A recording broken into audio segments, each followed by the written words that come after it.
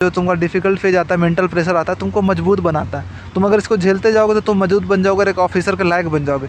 लेकिन वही जो हार मान जाता है, लगता है कि नहीं हो पाएगा मेरे से, तो ऑफिसर कभी नहीं बन पाता है। Sir, do you think YouTube is the one of the greatest factor by which we can crack SSC CGL exam? तो सोशल मीडिया एक वरदान था, एक अभिशाप भी है। अब डिपेंड करता है कि आप इसको वरदान के जैसा तुम यूज़ करते हो कि अभिशाप के जैसा यूज़ करते हो। अगर इसी में आप गलत चीज़ें देखोगे तो आपके लिए अभिशाप बन जाएगा, लेकिन आप अच्छी चीज़ों के लिए देखोगे तो यूट्यूब आपको कहाँ से कहाँ पहुँचा देगा। Hello everyone, welcome back to my channel. आज हमारे साथ में एक गवर्नमेंट ऑफिसर हैं जो एएसओ के पोस्ट में है, जो होम मिनिस्ट्री के अंतर्गत में आते हैं। तो आज इनके स्ट्रगल और लाइफ जर्नी के बारे में जानेंगे।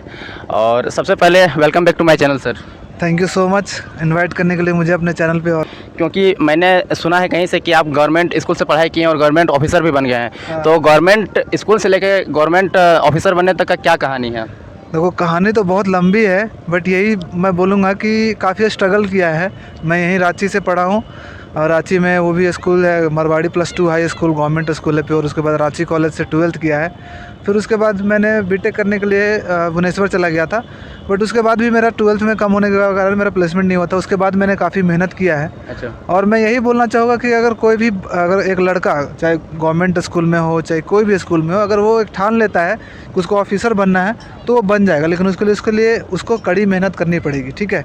और ये एकदम पॉसिबल है। लोग ऐसा सोचते हैं कि गवर्नमेंट जॉब उन्हीं को मिलता है जो कि बहुत ब्रिलियंट होते हैं, इंग्लिश मीडियम वाले होते हैं, बैकग्राउंड अच्छा होता है, जिसके फैमिली वाले में कोई ना कोई गवर्नमेंट जॉब में हो तो उन्हीं को होता है। पर ऐसा नहीं है, मेरे फैमिली में कोई गवर्नमेंट जॉब में नहीं है, लेकिन मैंने मेहनत के बल पे ये जॉब लिया है।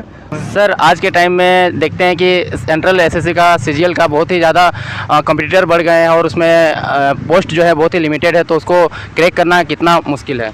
देखो, मुश्किल तो है, कोई भी चीज़ों में सक्सेस अचीव करना ना मुश्किल है, कोई भी फील्ड हो चाहे। अगर तुम बिजनेस भी करना चाहते हो तो तुमको आसानी से नहीं मिलेगा। और ये तो एसएससी का जॉब है, मतलब सेंट्रल गवर्नमेंट का, तो इसमें मेहनत तो लगेगा ही।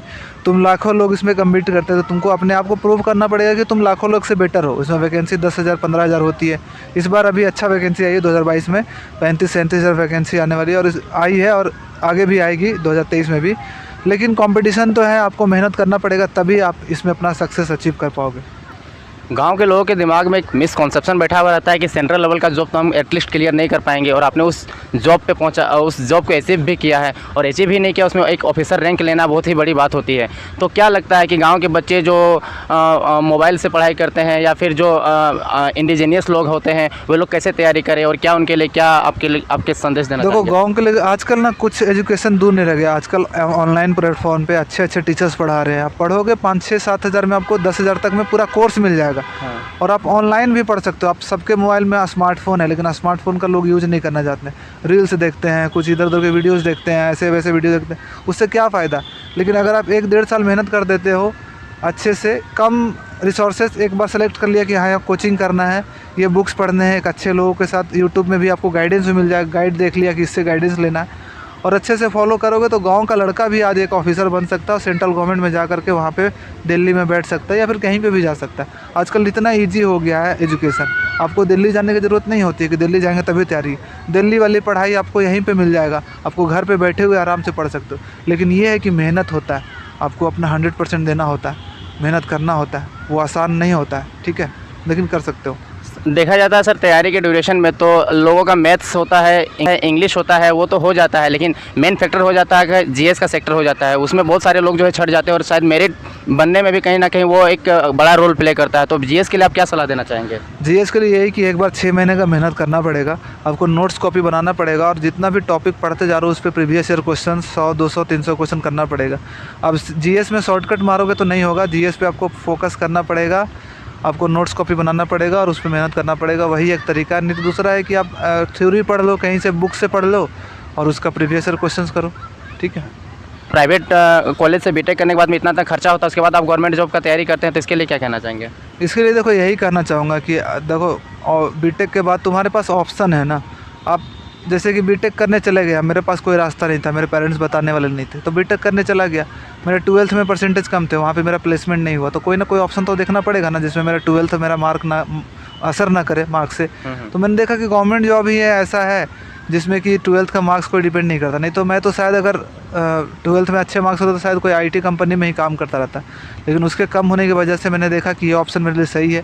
लेकिन मैंने उसके बाद मैंने मेहनत किया तभी मुझे ये जॉब मिला। ऐसा नहीं कि बीटेक में जाने के बाद भी यहाँ पे बिना मेहनत किए जॉब मिला। मेहनत किया है और बीटेक में भी गया था तो ऐसा नहीं कि बहुत ब्रिलियंट था, नॉर्मल पढ़ाई जैसे तैसे करके पास होना, और ठीक है, यही बोलना चाहूँगा। बहुत सारे लोग पढ़ाई करते हुए डिमोरलाइज हो जाता है लाइफ में, उनके कुछ बहुत से ज़्यादा इंसिडेंट हो जाते हैं कुछ यूनिक टाइप के।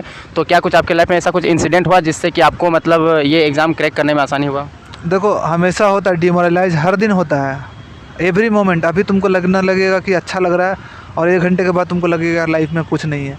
उसके बाद जब मॉक टेस्ट दोगे, मॉक टेस्ट में मार्क्स अच्छे आ रहे तुमको लगेगा कि अब हो जाएगा। अगले दिन मॉक टेस्ट में कम आए तो तुमको लगेगा सिलेक्शन नहीं हो पाएगा। तो ये हर दिन का है ही। लेकिन ये सब चीज़ें जो स्ट्रगल्स जो आती है ना, जो तुमका डिफ़िकल्ट फेज आता है, मेंटल प्रेशर आता है, तुमको मजबूत बनाता है। तुम अगर इसको झेलते जाओगे तो तुम मजबूत बन जाओगे, एक ऑफिसर के लायक बन जाओगे। लेकिन वही जो हार मान जाता है, लगता है कि नहीं हो पाएगा मेरे से, तो ऑफिसर कभी नहीं बन पाता है। तो तुमको किसी न किसी तरह से झेलना पड़ेगा, और सभी लोग झेलते हैं और तुम्हें भी झेलना पड़ेगा। नहीं झेलोगे तो तुम ऑफिसर नहीं बन पाओगे। यही बस मैं कहना चाहता हूँ इस रिगार्डिंग। आपके लाइफ में सक्सेस के लिए आपको बेस्ट विशेस भी देते हैं सर, लेकिन साथ में ये भी जानना चाहेंगे कि आप यूट्यूब चैनल चला रहे हो और उसमें आपका अच्छा सब्सक्राइबर भी है, एक अच्छा यूट्यूब फैमिली भी बना ली है, तो यूट्यूब का मोटिवेशन कहाँ आया, कहाँ से आया? यूट्यूब का मोटिवेशन यही है कि मुझे लगता था कि मैंने जो भी कुछ सीखा है उसको मैं दूसरे लोगों के साथ शेयर करूं।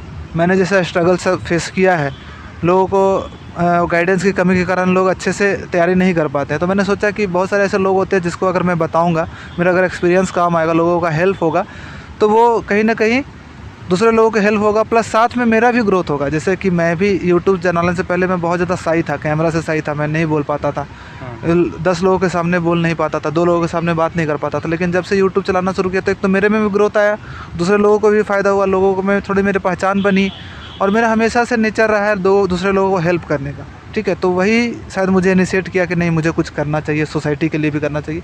मैंने कुछ तो अचीव कर लिया, अब मुझे दूसरे लोगों को हेल्प करना चाहिए। वही चीज़ें मोटिवेट की मुझे। Sir, do you think YouTube is the one of the greatest factor by which we can crack SSC CGL exam? हाँ, एकदम है, क्योंकि पहले ना बिना यूट्यूब के गाइडेंस नहीं मिल पाता था। अब तुमको गाइडेंस एक स्टेप में पता चल जाएगा कि मैथ्स कैसे पढ़ना चाहिए, वोकैब्स कैसे याद करना चाहिए, रीजनिंग कैसे याद करना है। पहले ये सब नहीं था।